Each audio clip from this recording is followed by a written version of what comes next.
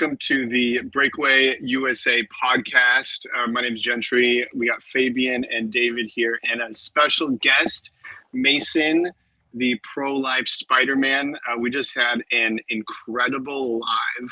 We had so many people commenting, saying that Mason, you're an inspiration, that you've changed people's lives and all that kind of stuff. So. Would love to have just like a really quick recap of your story. But like we said on the Instagram live, I climb skyscrapers to raise money for women in crisis pregnancy. And the idea behind it is you climb the building, you get a bunch of media attention, and then you hijack the media to bring awareness to the issue of abortion. And it was funny because when I was on Tucker Carlson, he asked me, like, how are you raising money? And I said, like, coming on shows like yours. He's like, oh. Yeah. I was raising money for Let Them Live before I started working for them because I just believed in what they were doing. It's an interesting way, interesting concept, the way Let Them Live works. And it's based around the statistic that 73% of women who have an abortion do so because of financial circumstances. And these are circumstances totally preventable, right? It costs a lot of money, which is true, but we can save this baby's life. And it comes down to, like, what is a life worth to you? And so we go to these women who are in struggling times, and we offer to pay their rent and their utility bills, and we give them job counseling, and the goal is to make them independent. So it's not just a handout, but it's like, how do we get you ready to have this kid and take care of the kid? And so I was raising money for them because I love the work they were doing. And Nathan Burning, the CEO, called me up on the phone, and he's like, I want to hire you so that you can do what you do full time. And he told me that my job position is to save babies in any way for anybody. Partnering with anyone I want.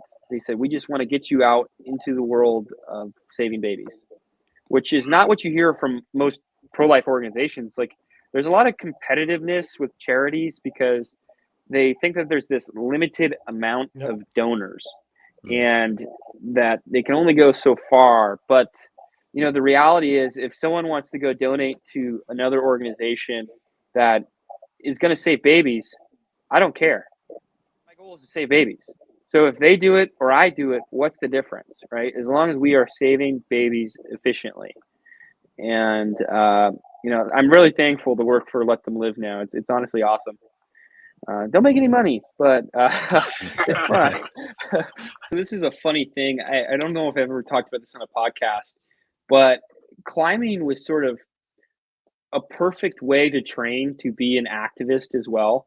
Because in climbing, we have this term, and when most people hear it, they see it as this bad thing. It's this bad label. But for climbers, it's like this term of endearment. It's this badge of honor. We call them dirt bags, right? And it's not a bad thing. It's a good thing. It's someone who lives in squalor, basically. Like, you live out of your car and you save as much money as you can, so that you don't have to work and you can just climb. And so when I moved to Las Vegas, it was winter break. It would have been in the middle of my sophomore year of college. And I was driving out here from LA every weekend. I'm from Michigan originally, so I don't like to say that I lived in LA. I don't want people to think I'm a Californian. But driving out to Vegas every single weekend to rock climbing. Eventually winter break came around, and I had $200 in my bank account. And I'm like, how do I make this last 3 months so I can stay in Las Vegas and just rock climb and not have to work and just focus on my craft? So I went to, we have a grocery store out here. It's called Smith's. And I found this deal on Hormel chili. And they were selling it for 10 cents a can. Wow. So I bought an entire pallet of it. And I filled up my Ford Fiesta with all this chili. And every morning I was just sitting there eating chili like a dog. It was actually quite freeing because you knew what you were going to have every day. It was like, oh, what's for breakfast? Chili. What's for dinner? Chili. You didn't have to put any thought into it. But I was able to climb every single day. I just slept in my car, woke up, went rock climbing. It was amazing. And looking back on it, it was some of the best times of my life. And I don't like climbers because, you know, you meet some of these guys and they're like 35 and they're still living that way. It's like, okay, dude, time to grow up. But it is a lot of fun, and it was perfect training for activism because sometimes I'm traveling. My budget is about that small. Like pro life budgets, you know, you have live action, and that's about it. That's the only big one. All the other people, we're operating on minimal funds. So when I go to a lot of these places, I you know, it's like I'm climbing, living in my car. I got to figure out how to survive, and it's been this great training to succeed in activism. Like I went to Boston to scope out a building. I had a layover there, so I extended it for 24 hours. But I only had $40, so I didn't have enough for a hotel room. So I had a sleeping bag, and I went out, scoped out the building, and then just found a nice place on the sidewalk. And I figure if it's equal to or greater than the side of a mountain, if going there saves a baby, why is that bad? Like, why is that in my head? Like, you have to rationalize. And to a lot of people, it seems real crazy. But, you know, if it saves the life of a baby, like, nothing's really that crazy. Like what would you do to save your own child? Would you sleep on the street? I know people who would die for their children. Yeah. And so I'm very thankful for climbing and what it taught me in that sort of realm of poverty. Yeah. No, I totally know what you mean, man. I was backpacking for 5 years, and it would be very small budget. I was young, go out, try to save as much money. I'd eat like Nutella and crackers, basically, because it was the cheapest thing. And you'd come home and you're like, all right, I need to go work a little job to make more money to go out. But you learn to live like that, living in hostels and, you know, random places in India or wherever you can find. And it really teaches you how to be a better person, I think, because when you don't have, you don't need. Yeah, but let me tell you, once I do get some money, we're going to raise some righteous hell. It's going to be fun. That's what I want to hear. We are going to end abortion. There we go. Let's there go. we go. I love it. What Mason? So my question about ending abortion: what do you think needs to happen in America for that to actually happen? You know, it seems like regardless if you go through Congress, you have a passing from the Supreme Court. It doesn't seem like you're going to be able to convince these very, very progressive states to have no abortion or very limited abortion, if you would say so. So what do you think has to happen in America for that to become a standard? Yeah, that's a really good question. And I would start by saying that we don't have to change people's minds. When I started in the pro-life movement, that was my goal, was to change people's minds. And I realized just how hard it was. Dietrich Bonhoeffer has this theory. It's called the theory of stupidity.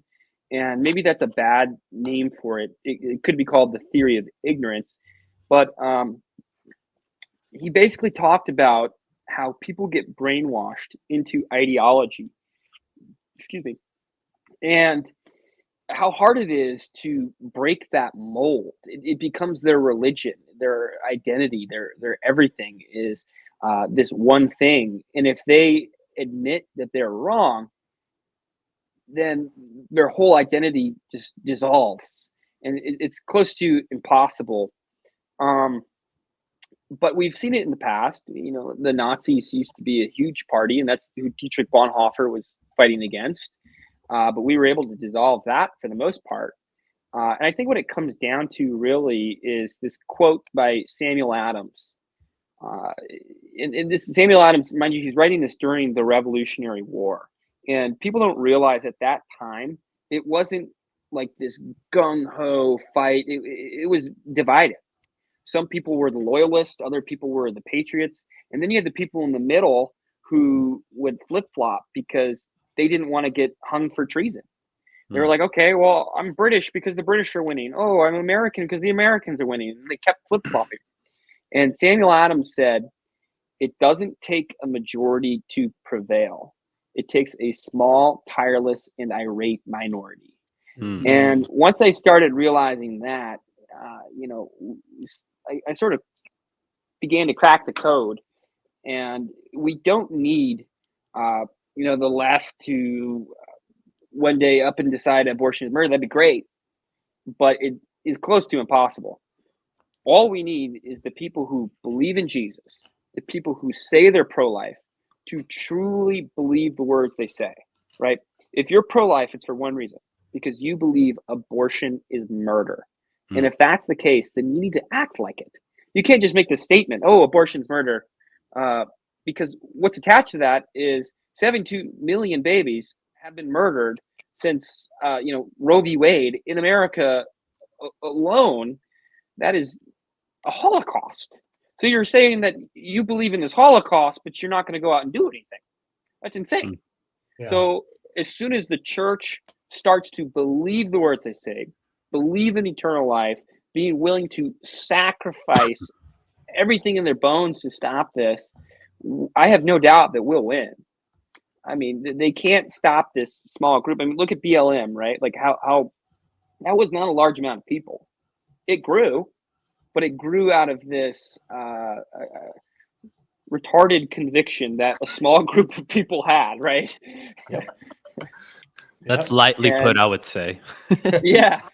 Yeah, there's something about conservatives that they don't want to offend people because they're just so nice, right? And they're brought up to be respectful and all that. And the left is the complete opposite. They go after pissing you off. They go after you things tirelessly with the whole. I mean, we see it every single day. They don't stop. They want to impede in every cultural ceremony we have. They were trying to cover the Christmas tree in New York, and then now they're in California here in the Capitol. Like, they don't stop. They're like the German army when they all, did methamphetamine and then flew planes in the Luftwaffe. Like, that's what they remind me of. They're just crazy cannibals that just don't stop. Yeah, the left also does methamphetamine. So yeah, there's the connection. Yeah, also but we're not so. we're not going to win this battle with conservatism. I call conservatism pretend salt, right? Like Jesus calls us to be the salt of the earth. But if the salt loses its flavor, it's nothing but a pebble to be trampled on. And that's really what conservative is. It's just this morality. But if it's not attached to anything else, if you don't have this, end in sight that is Christ, then you won't get anywhere. You're hopeless, because what is there for someone to go out and risk everything? What is there to sacrifice if all you have is patriotism, right? Like, I can just go move to another country. I can go to Dubai, and Dubai is fine. Or I can go to Argentina, and Argentina has this guy. The only true answer to this issue is Christ, and it is the church standing up and doing something about the problem. And so I wouldn't say the problem is with our politicians or even with the left. The problem is with our church. It is feminized. It is falling apart. It is cowardly, and very absent-minded. You see, like, Deuteronomy is a great book for this, and a lot of these points, I didn't come up with a lot of the stuff I'm saying. I'm parroting it from friends of mine, but they used to talk about Deuteronomy. There's this idea of blood guiltiness, right? And it says that when there is death in the land, death of the innocent, we are the ones responsible. You have Proverbs 24:11 says to rescue those who are being led into death. And then I'm going to paraphrase. It talks about, you cannot say, I did not know. You cannot plead ignorance because you did know. And if you act like you didn't know, it was only because you knew it was there and you were turning your head to pretend that it wasn't. And that's what our church is doing at the moment. They're building playgrounds on their campuses. They're, buying new smoke machines and brand new fancy lights. And it's like, guys, there's a Holocaust. And I really want to hire a painter. I forget what, commission a painter. That's the word they use. Mm-hmm. And the scene that's happening in America right now is you have a concentration camp. You have Auschwitz, and right next to it is a packed church parking lot, right? Women are going in and out of this church, or in and out of these murder mills, right? They're not going into these clinics to clean their teeth. They're going in there to murder their children, and we are wasting our time. I don't know what we're doing. I really don't. Yeah. Mason, on that point, that we dealt with Roe v. Wade. Now I believe, and it seems like it's not getting a lot of attention, is Casey versus Planned Parenthood, and I don't understand why. We're allowing the federal government essentially to subsidize these abortions in these clinics, and I feel.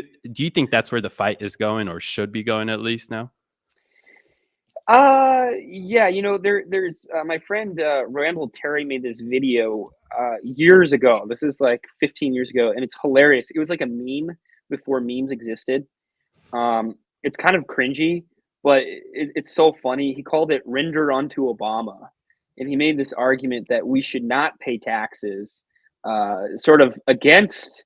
What is it? Was it Romans 13? What was it that says "Render unto Caesar"? I forget the verse on that, but because the money is going to murder children. And he said, we are responsible for that. And if the church did take a stand, we would end that. But I think more importantly, like a more important issue to tackle, because I'm not sure on the doctrine on that, if that's okay or not. Yeah. But the thing I think we need to fight the most is the FACE Act. What the FACE Act is the freedom of access to clinic entries. It was put into law in 1994, 1995 by Bill Clinton, and it made it punishable by 1 year in prison, a felony, to do a sit-in at an abortion clinic because you are blocking someone's constitutional right to have an abortion, right? And then tackled on top of that, because you all had to get together and you had to plan this event and get people out there. So that's conspiracy. That's punishable by 10 years in prison. So if you do a sit-in at an abortion clinic like Martin Luther King and all these guys did at cafes, you are now sentenced to prison for 11 years. Wow. Recently, this last year, I forget how many people it was. I think it was 8 or 11 people were sentenced to prison for 11 years for doing this very thing. One of them was a 74-year-old woman, Joan Andrews Bell. Wow. The other was like an 82-year-old Holocaust survivor who went into court and said, I've seen all of this before and I'm not going to let it happen again.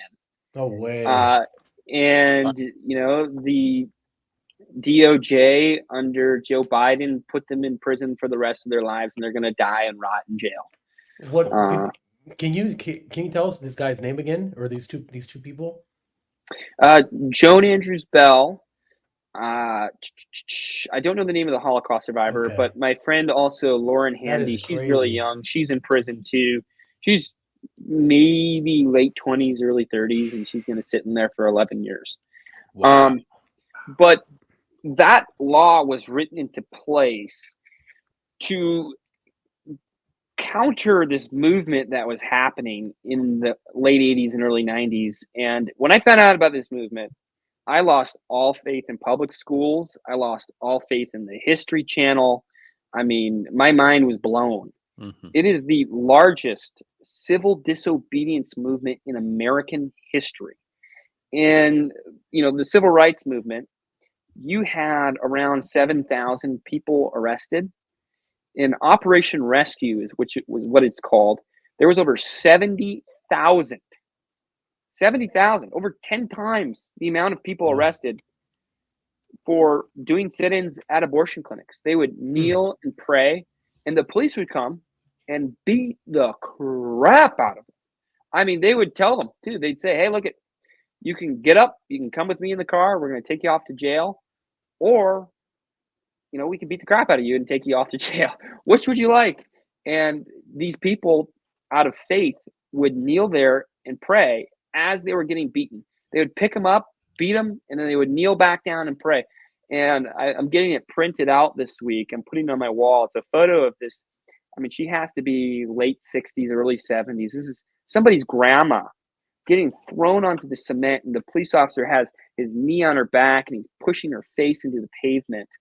I'm putting it on my wall because to me, it's just such this testimony of what it is to have faith, right? Like it's living out the book of Acts, right? You had all these apostles going around the world, getting stoned, getting mocked, thrown in prison, beaten, beheaded, martyred, crucified. All they were willing to risk it all. I think was it John who was boiled in a vat of hot oil, right? And he did it because he knew where he was going, and he was willing to risk everything to save the souls of his brothers and sisters. And so Operation Rescue for me, that was the closest thing to revival that I've ever seen in my I've ever heard of. I wasn't alive then, but it was literally putting everything on the line to save the life of these children. Because in reality, right, like if you're outside of an abortion clinic and this woman's walking past you and you try to talk to her and she just ignores you, and walking into their clinic, like I said it earlier, but she's not going in there to clean her teeth. She's going in there to murder her child. So the only Christian response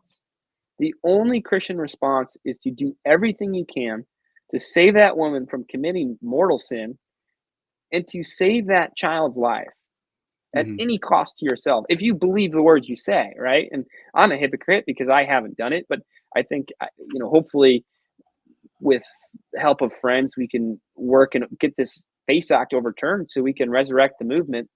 Hopefully they don't get me on conspiracy for saying that. I don't know, we'll see.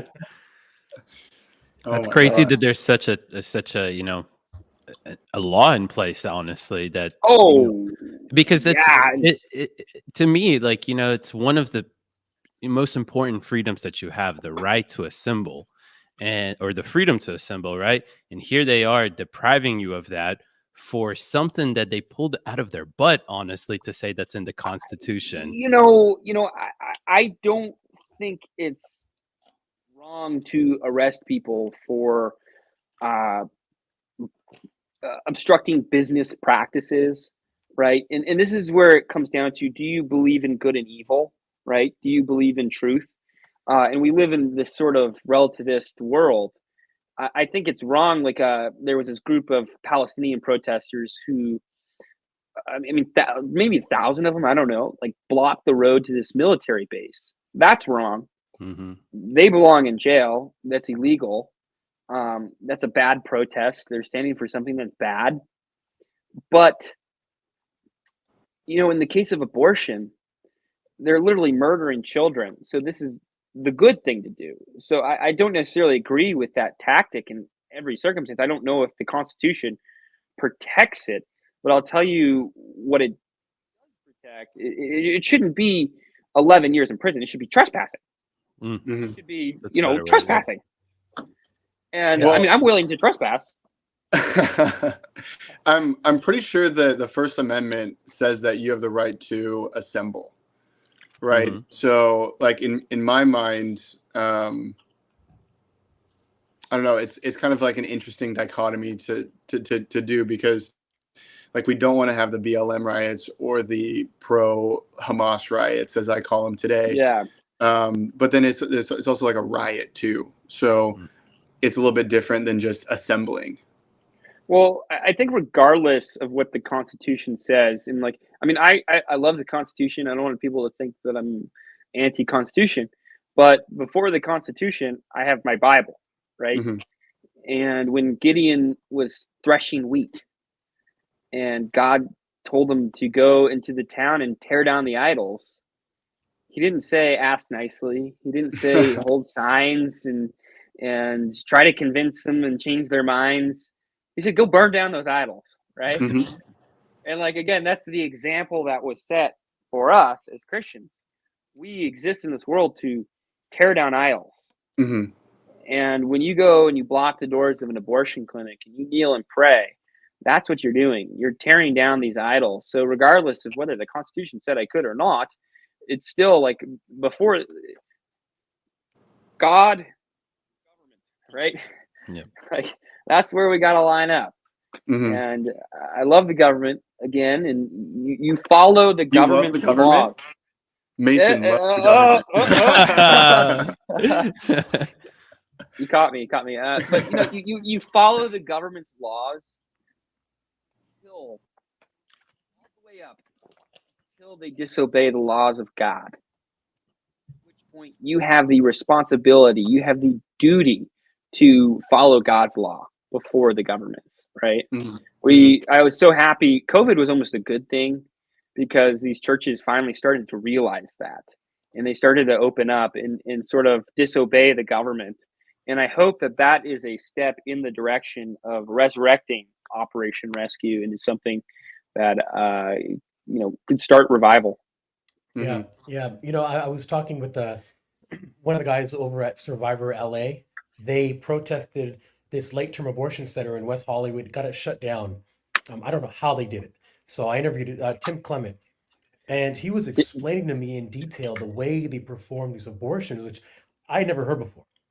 And it was in such detail that it made you, like, even though I was against it, it made you rethink everything and make you even more fervent against it. And I think a lot of these videos, because I was watching a few of them, they're very animated and it's like kind of playful. Yeah, you go in and you take a pill and then they do this and then you're out and you're back at work the next day or whatever it is. They've made it so trivial when in reality what they should do is say, look, this is what it is. Like, are you comfortable living the rest of your life? And I've seen these undercover videos in these abortion clinics, and it's sad what they tell them. I mean, I've seen videos. A good friend of mine, Anna, she sent me these, and they go in and they literally tell them like, "Hey, I'm a pimp, and this is one of my hoes, and she got That pregnant." was James O'Keefe. Was that okay? That was the James O'Keefe one. Yeah. Yeah, and they literally say, "Here, this is what you have to do. Just say this," and they even say she's underage, and they say, "Okay, just sign here. Don't tell your parent." It's like, oh my gosh, like these people are evil, like evil personified. Yeah. So I do a lot of work with survivors. I tell people that Tim is actually my handler. Oh, you know Tim. Wow, that's incredible. Yeah, he's one of my best friends. Wow. But on that topic, I think the pro-life movement has sold its soul in a way. It's lacking what I went climbing with James O'Keefe before the holidays, and he likes to call it testicular fortitude. And these people think that you can win people over by just being nice, and that's not gonna win. Like, you win by speaking the truth, and when you do that, then you start to see results. But until the pro-life movement as a whole comes together and starts showing people what abortion is, we're never going to win. There's this sort of feud in the movement. You have probably 80% of the movement is against showing, we call it abortion victim imagery. So showing the photos of the dead babies. Really? There was, yeah. There's this lie that was told, and it was just parroted forever about if you show the photos of what abortion looks like, you are going to scare people off, and that is going to affect your fundraising. Which is funny because wow. I did, like, with what I do, it scares a lot of people off already, and with that comes freedom, because once you're beholden to no one, you have nothing to lose. So I just started showing it, and I found it to be the exact opposite. When I show people these babies, they want to get up and they want to stop that. When you see a dead baby, there should be no other response other than, what can I do to keep this from happening ever again? And people start opening up their wallets. And I mean, that's what we need in this movement, is we need funding. And I really hope that in the future we can hijack the movement and bring it back to this original sort of Joe Scheidler style, where we go out and we show these people what abortion looks like, because until you see it, you don't really know what it is. It's just this idea. All around the world, when you buy cigarettes, what's on the cigarettes? These super graphic pictures of your lungs. It doesn't really work. But it's, if for smoking, this is like, if they do it, then what's the logic about not doing it when it really matters? Something like a child. Yeah. Well, I think that's really different, because cigarettes they're good. So like with the Zen in the mouth, I think. Oh yeah. I stay away from them. They're delicious. But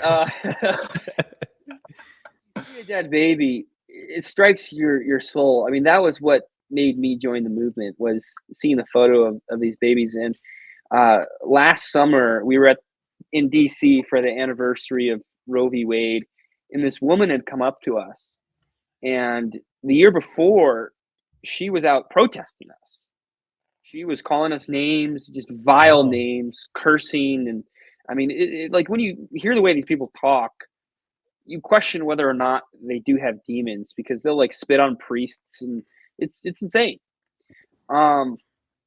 But she came up to us to thank my friend AJ Hurley, because one day he was holding a sign that had a picture of a dead baby on it, and she couldn't go out anymore. It struck her heart. She couldn't go and protest abortion or protest for abortion anymore, because she knew it was wrong deep down in her heart. She's had abortions in the past, and she was overwhelmed with this guilt because she had realized what she had done to her children. She is a mother of dead children, and to her credit, and thankfully to the Holy Spirit, she was convicted and is now, I think she works for Students for Life. Wow, but she's that's out. crazy. That's wild. But that's the power of victim imagery. And, these large organizations, it's these corporate run groups, they don't want to show it. And so over this last year, my focus has kind of been trying to learn the business side of it. I guess a great example of someone who's mastered it is James O'Keefe. He's not only successful for the work he does, but because he's able to go and fundraise. Because the truth is, like, we can't do what we do if we don't have money. There's just no way. That's true. And I've put a lot of projects on hold to kind of learn the business side, so that in the next couple of years we can have funding to do the sort of stuff we want to do. And I mean, and it's funny, like the victim imagery, right? This is a funny story. I don't know if I should talk about it, but I guess I will. I raised a bunch of money to make a documentary, right? A stupid amount. This is in October. I took a train to Chicago from my brother's house. My brother had gave me $100. That's all I had. And then very quickly I paid a bill or something. So I had $40, a sleeping bag, and 2 jars of peanut butter. And that's what I went to Chicago with. And I had a hotel that only lasted a few days. And when that ran out, I didn't know what I was going to do. I just planned on pulling to Boston and sleeping on the street. Take a train out of the city and just camp out in a park or somewhere where it's safe. And that was the plan. So I climbed the building. Everything went great. I went to this event. It was like this event for teens. And they'd actually asked me not to show the videos of the dead babies. And I just kind of put my foot down. I was like, look, if you want me to speak, this is how I do it. Like, I have a speech prepared. I promise you that you will have a good response if you just let me do my thing. And to their credit, they did. And you could see it before. It was all day of speakers, right? It's a full day event. And these kids, they were building like house of cards. They had all these like deck of cards. They were building these houses of cards. They were fiddling with their pencils, and they just weren't paying attention. But as soon as you put that on the screen, their eyes were glued. Their hearts were convicted, and they realized that everything we had talked about all day that they weren't paying attention to was important, because we have a duty to stop what's happening. And one of the parents after the event came up to me and they said, dude, I heard you want to make a documentary. I've got a guy that I want you to meet. So they take me over to this guy's house, and it's like this 18,000 square foot castle. It's like Pro Life Batman, right? Like Bruce Wayne. And we just hit it off, just hanging out. And he's like, dude, I want to help you fund your movie, but I want you to stay at my house for a week. And I want to train you on how to fundraise. And I want to introduce you to all my wealthy friends. So I showed up to Chicago with $40, 2 jars of peanut butter, and a sleeping bag, thinking I'm going to be sleeping under a bridge. I ended up sleeping in an 18,000 square foot mansion and leaving with like 170 grand to make a documentary. Holy cow. Wow. Yeah, and that a true What a story. God. Yeah, a true God thing. Like I felt like Joseph in the Pharaoh's house. like I was walking around and my hip after the Chase Tower, that was the one where I had to do that stimming thing. It was really hard. My hip's been just messed up ever since. It's for like months to tie my shoes. I had to lift my leg up with my hands, and he noticed my hips were hurting. So he was like, "I'm gonna have my doctor come over," and like within an hour, he was over there. Excuse me, giving me full Aaron Rodgers treatment. I was in his Roman bathhouse. He's like injecting peptides into my hip, and I don't even know what they put in my body, but I felt like Joe Biden before a speech, just ready to wide awake. Yeah, wide awake. Oh my God. Yeah. It was a big come up, I'll say that. Wow. Seriously. That's What wild, a story. Man. What a story. And how God works. It was all because I was convicted, and again, through the Holy Spirit, to go out and speak the truth. Mm-hmm. And you'll find when you compromise, you won't get as far. But if you speak the truth and you speak it boldly, yeah, some people are going to hate you. Mm-hmm. Some people are going to be mad at you. You might not be invited to the fancy galas, and your tuxedo might get some dust on it, but eventually you will win. Mm-hmm. Mm-hmm. Absolutely, man. That's been kind of the life model that I've had. Just say what you want to say, because, and like you said, when you're beholden to no one, you can say whatever it is, and people look up to that. They're like, I wish I could do that. It's a sacrifice in the beginning, but once you make it, then it's freedom. I had this big epiphany because anytime you're on a plane or you're in public and someone they ask me what I do for work, it's a hard thing to explain. And it's like, I'm like, sometimes I'm like, I don't want to argue right now. Please don't ask me what I do for work. But I read the story in the Bible where Peter and Jesus are in the garden, and the people kept coming up to Peter and they say, "Hey, are you with that guy from Nazareth? Are you with that guy from Galilee? Like, are you with that Jesus fella?" And 3 times Peter had denied Christ. And when I read that, I just felt convicted, because here I am scared to speak out because I want to avoid an awkward conversation. And this is the example set before us. What I'm doing when I don't want to tell people what I do, when I'm scared to speak the truth, it is worse than Peter denying Christ, because Peter was facing death. He was facing being thrown in prison. All I'm facing is a liberal being mad at me. Like, that's true. I'm facing an awkward conversation. And if we believe the words we say, again, if we believe the words we say, then we have to speak the truth all the time. We cannot deny Christ. Mm-hmm. Yep. You have to be careful of those liberals with blue hair, though. That's, Those are the fun ones. Oh, yeah. It may not be just, a disagreement. Oh, my God.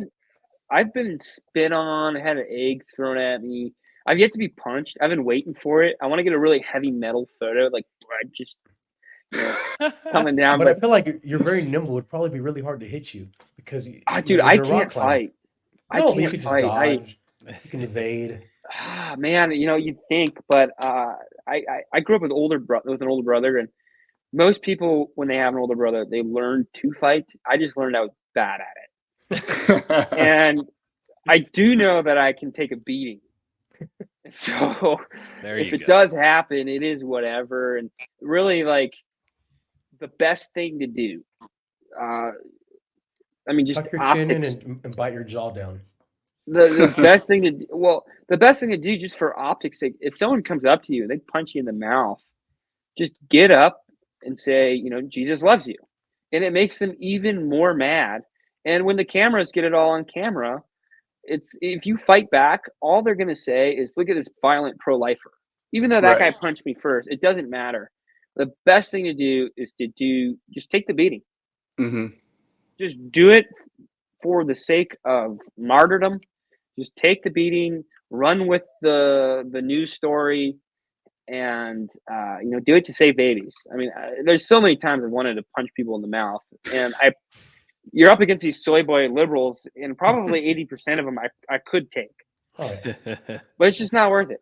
Just take the punch. It looks better. it's going to be more convicting to that person. I mean, if you're in an alley and someone's going to try to kill you, sure, beat the crap out. But if you're at a protest, someone hits you, just take the punch. Yeah, man. Wow. Don't worry about those boys. The wind will take care of them. Oh, I had this dude after the Devon Tower. I went to DC. I was there when Roe was overturned. It was the day after, and this guy was yelling like 2 inches from my face, and he spit a loogie in my eye. But I just had sepsis, so I was on so many antibiotics. I just wiped it off. I was like, I'm invincible right now. Nothing you can do, bro. I love it. Jesus loves you. And we sat down. We got together and we said a prayer for the guy, which is cool. And oh, that's awesome. It's funny because when you pray for these people, they get more angry at you. Like you never want to pray for someone out of anger, because a lot of times when you pray for other people, it can be out of prideful reasons, and you're mad at this guy, and you're like, God, make this person not mad at me, But when you see this evil and you have this genuine prayer in your heart, I never believed in demonic possession before this, but it's almost like they have demons and they get more mad. Like there was this lady, she was mumbling. We started praying for her, and she laid on the ground and started mumbling louder. And as we prayed for her, we were kneeling down. Everyone around her started fanning her with their signs, as if she was like overheating. It was a weird, in front of the Supreme Court. It was a weird experience. Jeez. Yeah, but it's incredibly weird people out there. Growing up in church, and my uncles, I've seen them pray for some people who just, like you said, they freak out, they overheat, they start screaming. They're like their hands, like being a child, like what in the hell is going on here? That's and I'm not normal. a Pentecostal or anything. I don't I don't get into a lot of that stuff, but like it is a weird experience. I gotta say that there's something working there for sure. Yeah. Well, jeez. Yeah, I mean, really, there's really not much for us to say other than if you've been listening to this and you're in complete shock at what he's been saying, so are we, and that's why we're quiet. So he's been going. I guess my last message is James O'Keefe. I'm stealing this line from him. A lot of people will come up and thank me for the work I do. Don't thank me. Join me. Come out. Join our protests. Go out in front of your abortion clinic at your home. You can't climb a skyscraper, but everyone can go out in front of their abortion clinic and talk to these women and try to change their minds. And if you don't have time, donate to someone who does have time and pay for them in their way to go out and do it. Like I said, this movement is so overfunded, but if we can crack this code, I mean, there's we can accomplish a lot. Yeah. Mm-hmm. People will spend $100 at dinner just to get fat. Use that $100 and put it to someone who's gonna do good with it. Mm-hmm. I mean, people spend letthemlive.org. Let to live. Let them live. Let them live. Yeah. Oh my gosh, Mason, I'm pretty sure I could listen to you talk for just hours and hours and hours because the stories you have are incredible. And to anyone listening, join us, join Mason, get involved, reach out to us on DMs, and just join the fight, join the movement, because it's going to take all of us. Yeah. And Mason, can you tell people how to get a hold of you? Just because I'm sure that's what they're thinking in their head right now. Like, hey, what's his Instagram?